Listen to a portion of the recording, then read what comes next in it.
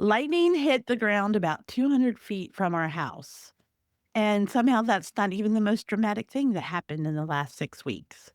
This is the Joyfully Prepared podcast, and I'm your host, Wendy Bergen. Thank you so much for listening. As those of you who have listened for a little while, you know that I like to do these little 6 weeks updates, kind of what's going on in my world. I like to do these little updates. For one, for me, because it encourages me to go back through my transformation journal and look and see what's been going on in my life because I forget. I don't know about y'all, but I forget all the time. And I like to go back and go, oh, that's right, that happened. I like to do the updates because it reminds me to be humble, that life sometimes goes up and time goes down, but that, we can always be grateful. I also like to do the updates just to show you guys that I'm living the life, man.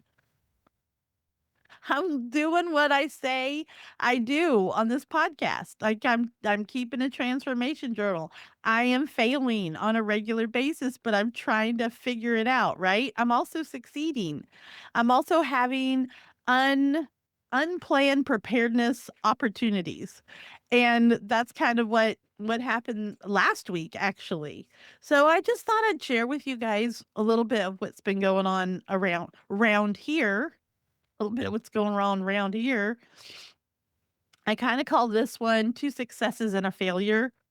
You know, the failure involves fabric. You might be able to guess. Success number one, I cashed my first commission check as a realtor. So I had this house listed. It was listed back at the beginning of April ish.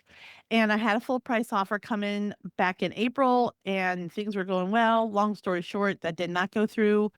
And we'll just move on from that, put it back on the market. I think it was on the market maybe 2 more weeks, and I got another full price offer. Everything went really well, actually, and then it closed. The house belongs to another person now, and I'm so happy for her, and I got a paycheck, and that's really exciting for me. You guys know from my podcast that I've just started being a realtor here in Florida. I've been a realtor in New Jersey and Virginia before this, and so, learning things here has been a little different, and, I've had to come out of my comfort not just a zone, it's like a hole, like this comfort hole. I don't wanna go anywhere.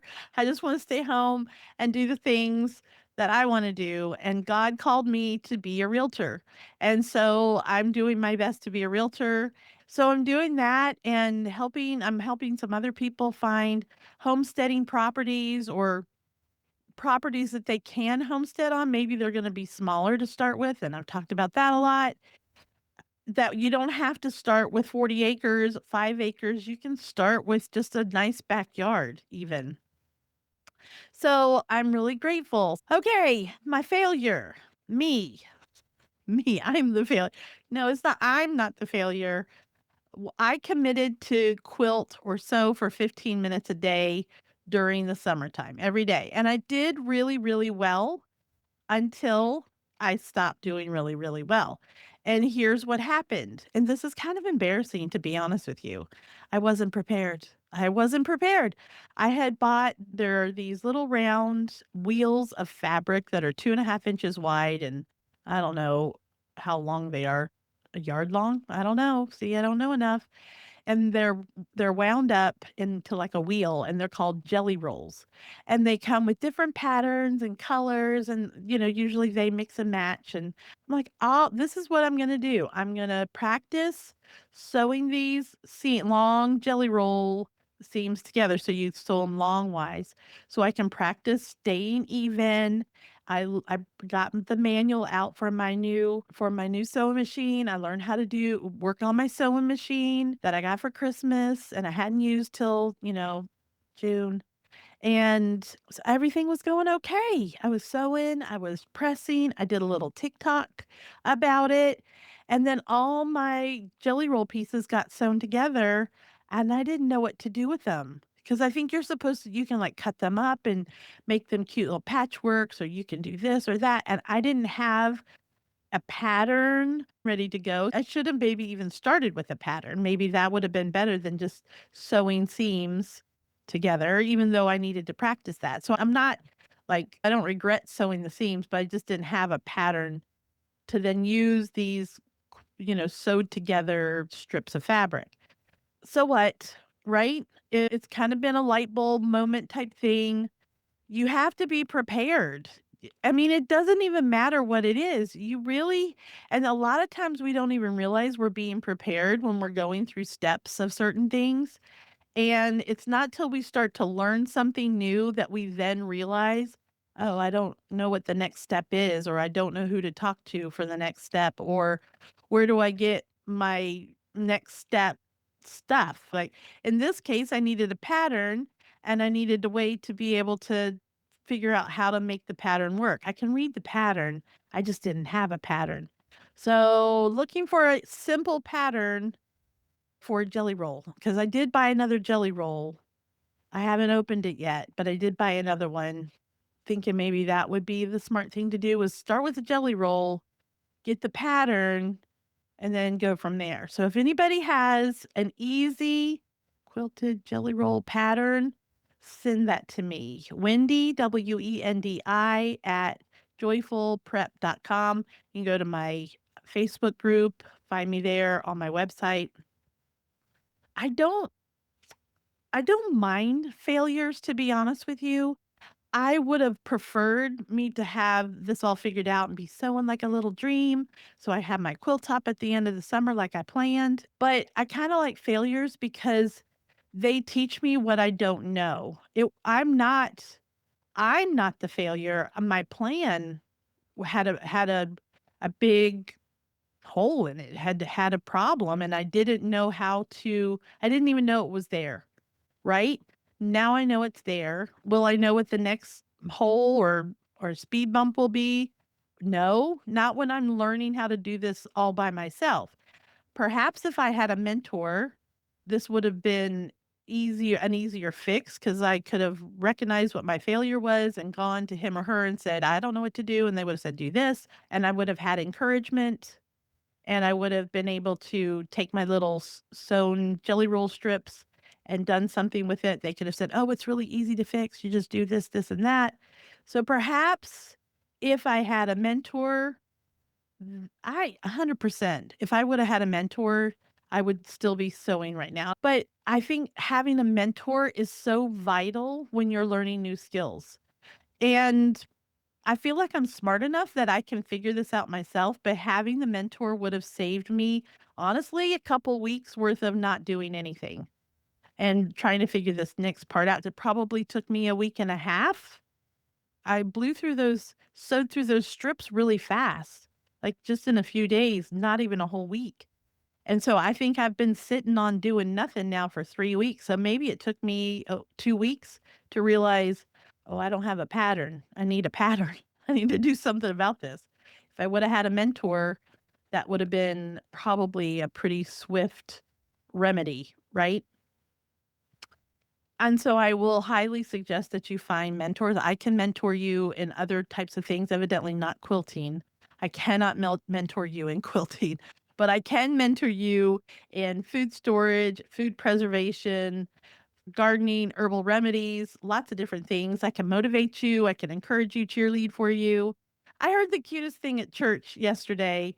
Um, in our church, we don't have like a pastor who gives us a sermon every Sunday. We actually have members of our congregation assigned to give a talk. And there's usually two or three that on a particular Sunday that give a talk. And this one woman, she gave a talk about enthusiasm and enthusiasm in Jesus Christ in particular, but she talked about how in any kind of situation, if you're presenting something or you're trying to learn something, that you really do need, she called him a hype man, somebody's that gonna cheer you like, you can do this. This is gonna go great. You need that person in your life. Who is it for you? Who is someone who can cheerlead for you, who can hype you up, give you the confidence and the support and the encouragement, the enthusiasm that you need to move forward. I can do that for you if you ever want me to. I can do that. Let me know. I like doing that. I think God gave me the ability to have enthusiasm. Okay, so the storm, the lightning, and the well pump that did not survive. So here's the lightning story. Last week, a storm rolled through, and Florida's weird about their rain. And when we lived in New Jersey, you knew rain was coming and it would be an all-day event. Like you would get the rain all day. Florida, they'll say it's, 75% rain. That's not going to necessarily happen for you, even though it says it like you're like, "Yay, rain's coming." No, I literally looked out my back window that facing to let's see, my backyard faces east, and there was a massive storm, and I could look on radar and see it too. Massive storm happening, I don't know, maybe a mile or 2 away, and lightning, thunder, you can tell it was raining over there. Nothing, not a drop was happening where my house is. And all of a sudden, I think Lily and I were watching TV. I don't remember exactly. And then you heard this huge crack, like crack. I can't make a crack sound. This huge crack. And you're like, what in the world was that? Did something hit a tree? There was no rain and it was sunshine over our house. Anyway, some stray lightning bolt, I don't know how that works, to be honest with you, hit the ground about 200 yards from our house.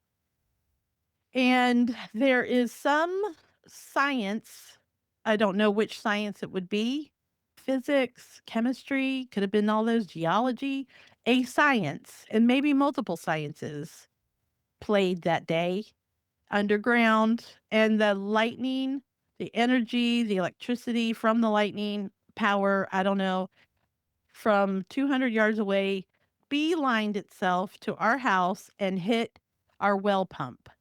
Those of you who might be on public water services like that, this wouldn't affect you because city gets you your water. But in a well situation, when we have a well, you have to put a pump at the very bottom of the well. And by electricity, it pumps water up the well and into a holding tank and then into the pipes of the house. Even though we didn't lose electricity and we have a generator on top of it, the well pump was fried. If the well pump is fried, you're not going to get any water. So, yeah, we had electricity, praise the Lord, but we did not have any water for 24 hours. And we were prepared. So, quilting, not prepared. Water storage, yes, prepared. Check. I'm a winner. So, we have jugs of water, we had wipes, and then we do have a pool, which made it so that we could go get a bucket full and put in the toilet to flush the toilet. So, it was rudimentary, but we had water to drink, water to wash. I had enough water to give to the animals. All of these things are extremely important when you're preparing. And this was only our emergency. I say this all the time, man. I say this all the time. It may not be a huge cataclysmic event that wipes out power, electricity, whatever for a whole community.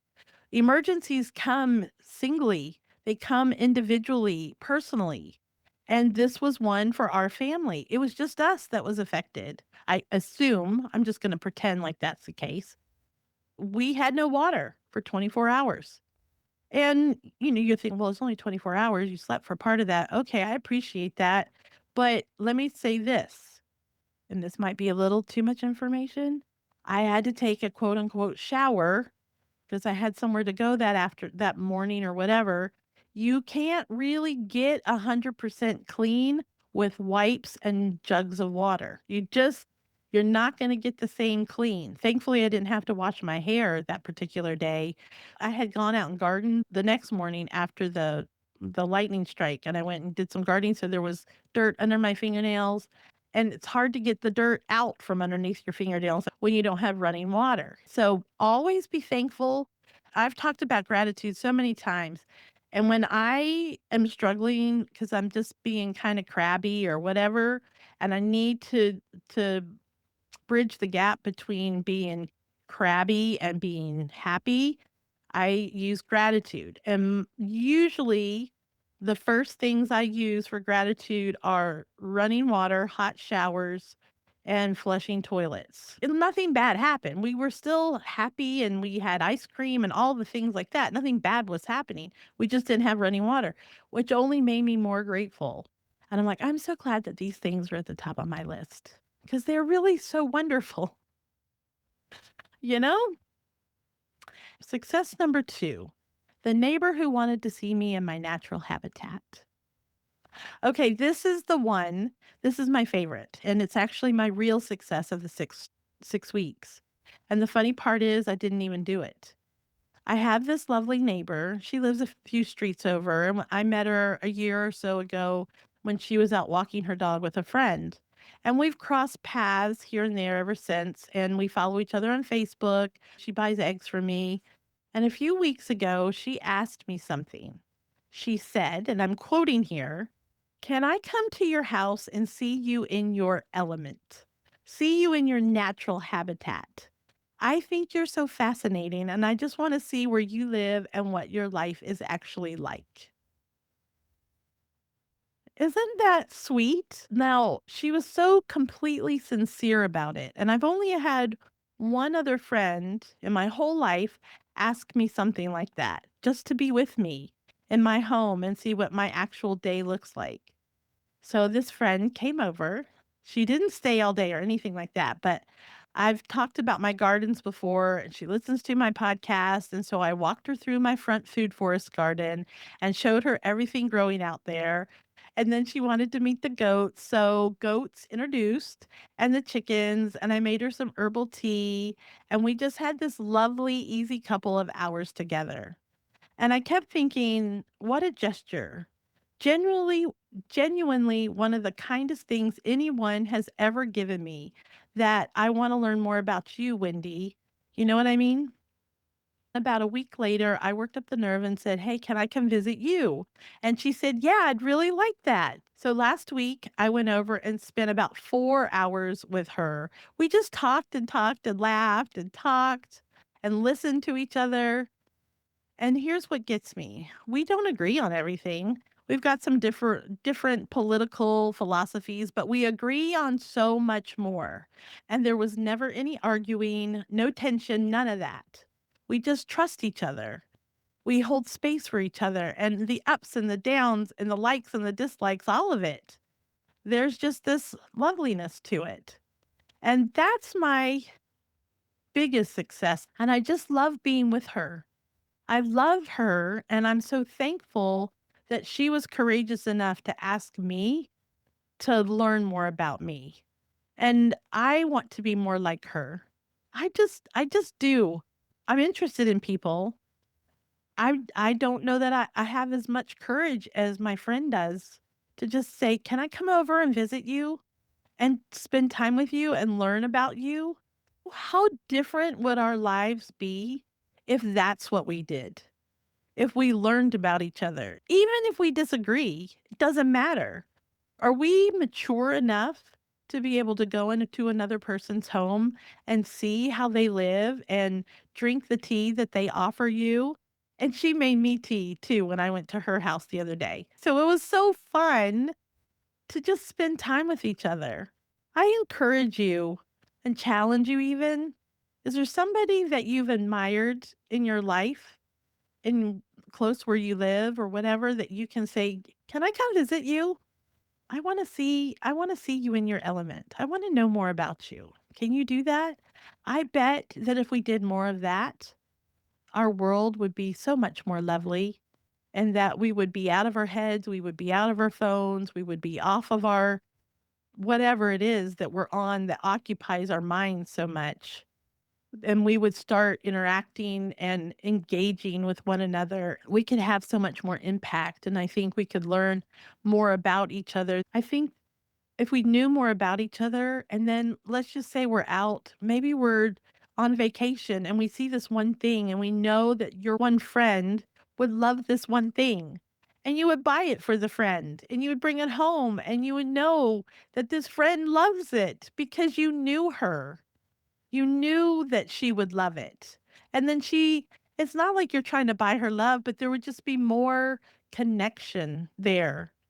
I just think that that's beautiful. I really do. So there you go. Two successes and a failure. A fried well pump that was fixed. My first check cashed. A neighbor who saw me. A quilting plan that I still have to figure out. If any of this hits home for you, the winds, the flops, the lightning, do me a favor and let me know in the comments. And if you're not subscribed yet, come hang out. I'd love to have you. Thank you so much for listening. I love you. Enjoy your day.